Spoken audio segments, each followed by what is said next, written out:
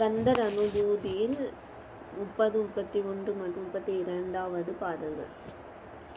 செல்வானுருவில் திகழ் வேலவன் அன்று ஒவ்வாதது என உணர்வே ததுதான் அவ்வாறு அறிவார் அறிகின்றதுவலால் எவ்வாறு ஒருவர்க்கு இசைவிப்பதுவே பாழ்வாள் எனுமே படுமாயையிலே வீழ்வாயென என்னை விதி தனையே தாழ்வானவை செய்தன தாமுலவோ வாழ்வாயினி நீ மயில் வாகனனே.